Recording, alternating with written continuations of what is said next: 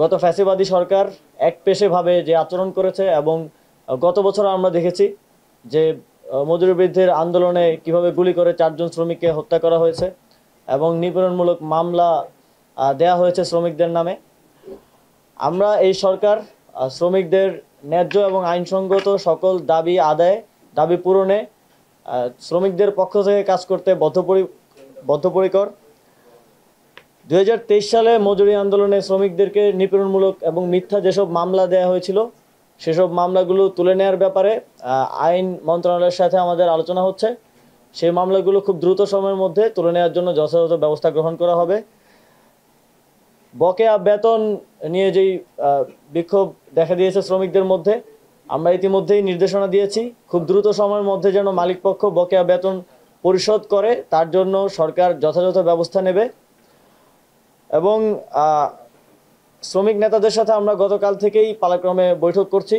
আমাদের প্রায় গতকাল 2টা এবং আজকে একটা 3টা মিটিং হয়েছে তাদের সাথে।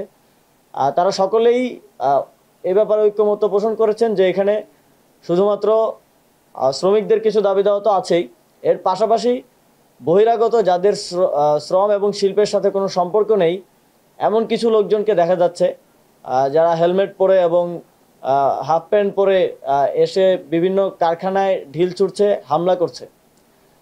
তো আমরা স্পষ্টভাবে বলতে চাই যে এ ধরনের যারা দুষ্কৃতিকারী এবং বহিরাগতরা এসে দেশের শিল্প ধ্বংসের মতো পায়তারা এবং ষড়যন্ত্র করছে তাদের বিরুদ্ধে সরকার কঠোর ব্যবস্থা নেবে।